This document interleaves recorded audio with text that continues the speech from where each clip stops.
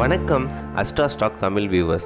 Stock market சீரீஸில் இன்றைக்கி நம்ம எதை பற்றி பார்க்க போகிறோம் அப்படின்னு சொல்லிட்டு பார்த்தீங்கன்னா, இந்த இபிஎஸ் அப்படின்னா என்ன, அதை எப்படி நம்ம கால்குலேட் பண்ணி நம்ம ஸ்டாக்கில் கரெக்டாக இன்வெஸ்ட் பண்ணுறது அப்படின்னு சொல்லிட்டு இந்த வீடியோவில் கம்ப்ளீட்டாக சொல்ல போகிறேன்.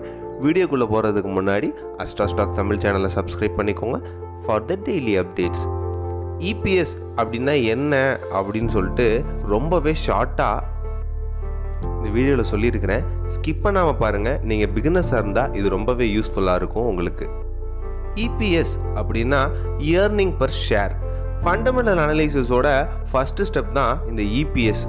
இப்போ நம்ம ஒரு ஸ்டாக்கை செலக்ட் பண்ணுறதா இருக்கிறோம் அப்படின்னா ஃபஸ்ட்டு நம்ம பண்ண வேண்டியது இந்த ஃபண்டமெண்டல் அனலைசிஸ். இந்த ஃபண்டமெண்டல் அனலைசிஸில் இபிஎஸ் செக் பண்ணால் மட்டும்தான் அந்த ஸ்டாக்கோட வேல்யூ அதிகமாக இருக்குது அப்படின்னா மட்டும்தான் நம்ம அதில் இன்வெஸ்ட் பண்ணுறது நம்மளுக்கு பெஸ்ட்டாக இருக்கும்.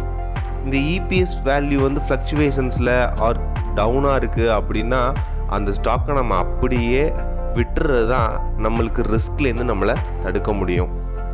எப்பயும் போல் ஒரு எக்ஸாம்பிளோட நான் ஸ்டார்ட் பண்ணுறேன். இப்போ நீங்கள் ஒரு ஹோட்டல் ஸ்டார்ட் பண்ண போகிறீங்க அப்படின்னு இருக்கீங்கன்னா அதுக்கு உங்களுக்கு ஒரு 1 lakh தேவைப்படுது. அதுக்கு உங்கள்கிட்ட 10,000 தான் இப்போ கையில் இருக்குது. பேலன்ஸ் 90,000 நீங்கள் எப்படி நம்ம கெயின் பண்ணுறது, எப்படி நம்ம எங்கேருந்து வாங்குறது அப்படின்னு சொல்லிட்டு யோசிச்சுட்டு ஷேரில் நீங்கள் 90 பேர்கிட்ட நீங்கள் 1000 ரூபாய் விகிதம் நீங்கள் கலெக்ட் பண்ணுறீங்க. அப்போ 90,000 உங்களுக்கு வந்துடுது. இந்த 90 பேர்ட்டையும் நீங்கள் எப்படி அக்ரிமெண்ட் போடுறீங்க அப்படின்னா உங்களுக்கு இந்த பிஸ்னஸில் வர்ற ப்ராஃபிட்டை அப்படியே ஷேர் பண்ணி இந்த 90 பேருக்கும் கொடுக்க போகிறதா நீங்கள் அக்ரிமெண்ட் போட்டிருக்கீங்க அப்படின்னு வச்சுப்போம்.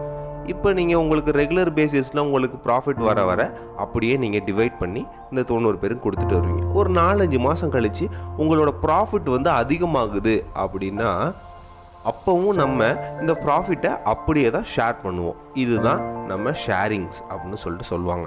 இந்த ட்ரேடிங் தான் ஷேர் மார்க்கெட்டில் ஃபுல்லாகவே நடந்துகிட்ருக்கு. இப்போ இந்த 90 பேரில் நம்மளுக்கு 90 ஒரு ஷேர். அந்த ஒரு ஷேர்லேருந்து இப்போ ஒருத்தவங்க 1000 rupees கொடுத்துருக்காங்க அப்படின்னா அந்த 1000 rupees நம்மளுக்கு எவ்வளோ ப்ராஃபிட் பண்ணி கொடுக்குது அப்படிங்கிறத கால்குலேட் பண்ணுறது தான் இபிஎஸ். இப்போது இபிஎஸ் அப்படின்னா என்ன அப்படின்னு சொல்லிட்டு ஒரு ஐடியாக்குள்ளே வந்திருப்பீங்க. இப்போ இபிஎஸ் கால்குலேஷன் அண்ட் டெக்னிக்கல் அனலைசிஸ்னால் என்னன்னு பார்க்கலாம். இபிஎஸோட formula total earnings divided by outstanding share. இந்த டோட்டல் இயர்னிங் அப்படிங்கிற கேட்டகரியில் நம்மளோட கம்பெனிக்கு எதெல்லாம் வரும் அப்படின்னு சொல்லிட்டு பார்த்தீங்கன்னா அந்த கம்பெனியோட net income minus preferred dividend தான் டோட்டல் இயர்னிங் அப்படின்னு சொல்லிட்டு சொல்கிறோம். இப்போ உதாரணத்துக்கு அந்த டேக்ஸ், அப்புறம் நம்ம ஒரு ஹோட்டல் வச்சுருக்கோம் அதுக்கு இபி பில், அப்புறம் லேபர் சார்ஜ், இதெல்லாம் மைனஸ் பண்ணிவிட்டு பார்த்தா தான் நம்மளுக்கு அது டோட்டல் இயர்னிங்ஸ், அதாவது ப்ராஃபிட் அப்படின்னு சொல்லிட்டு நம்ம பார்க்கணும். இந்த total earnings divided by outstanding shares. இந்த அவுட்ஸ்டாண்டிங் ஷேர்ஸ்னால் இந்த மீதி நம்மளுக்கு உள்ள இந்த 90 பேர் இருக்காங்க தெரியுமா, அவங்க தான் இந்த அவுட்ஸ்டாண்டிங் ஷேர்ஸ்.